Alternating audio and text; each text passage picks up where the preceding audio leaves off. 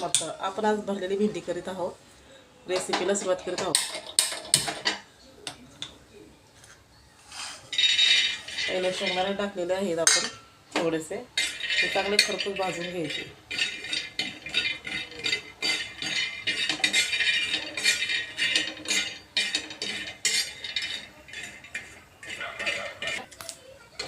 शेंगदाणे आपले खरपूस भाजून झालेले आहेत.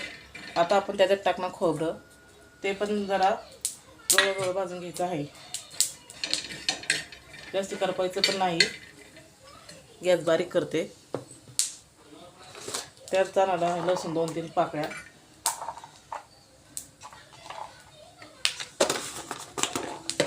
हे आपण चांगले असे खरपूस भाजून घेणार आहोत.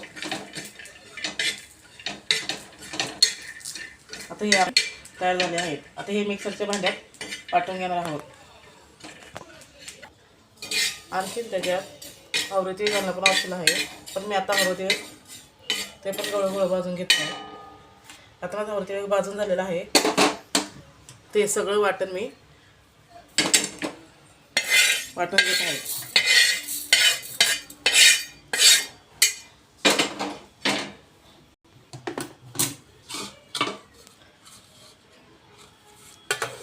आता आपण वाटण करत आहोत.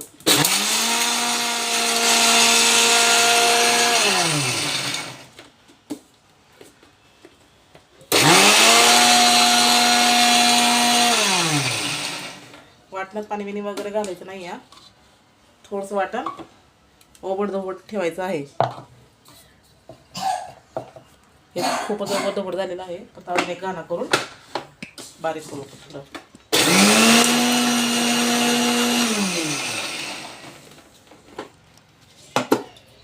बघा असं वाटेल पाहिजे. वाटण वाटून घेतलं आहे. तर ते कोरडंच वाटून घ्यायचं आहे. पाणी बिणी ओतायचं नाही. आता त्यात आपण मसाले ॲड करणार आहोत.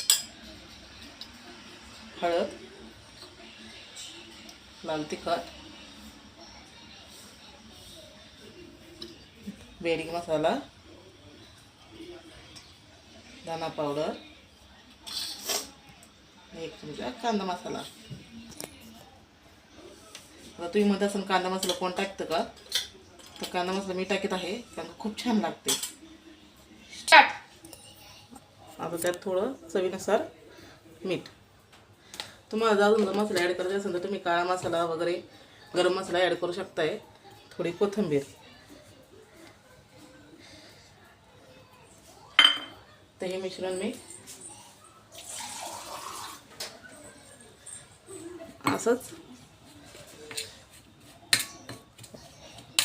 ओलं नाही करत. मी डायरेक्ट असंच कोरडं भरणार आहे.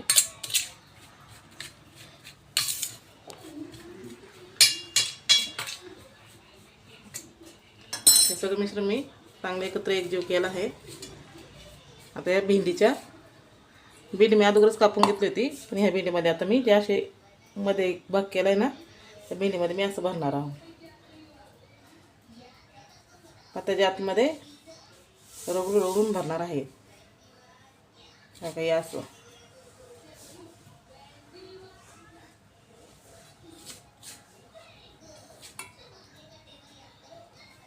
ते दाबून भरायचे आहे. तरच भेंडी खायला छान लागेल. चांगली परतन.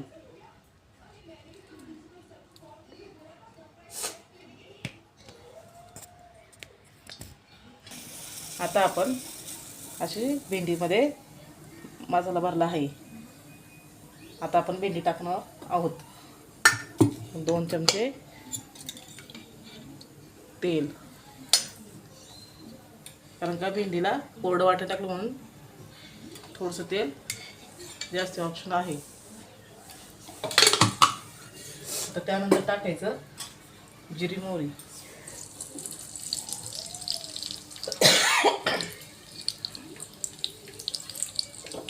जिरी मोहरी टाकली त्यात मसाला अजिबात बिलकुल टाकायची नाही. तर डायरेक्ट टाकायची भेंडी. बघा आता जिरी मोहरी तडतड करत आहे. मोहरी झाली बघा. जिरी मोहरी टाकली. आता भेंडी टाकावं.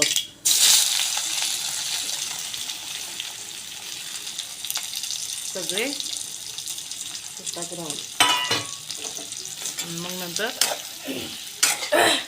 असं परतायचं.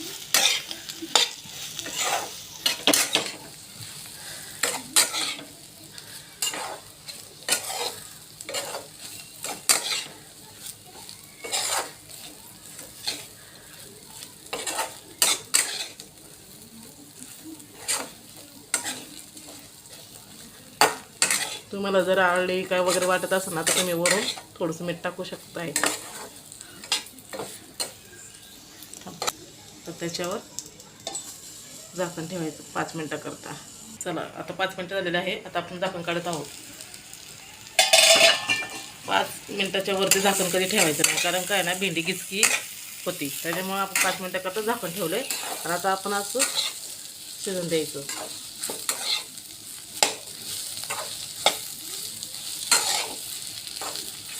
बघा भेंडीला कलर पण बघा किती छान आलेला आहे. भेंडी अशी शिजून द्यायची.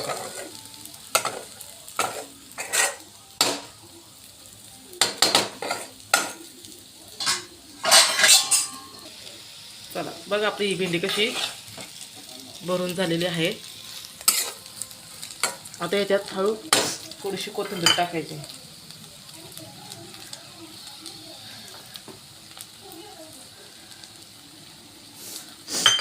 ह्याला चांगलं हलवायचं कोथिंबीर टाकून.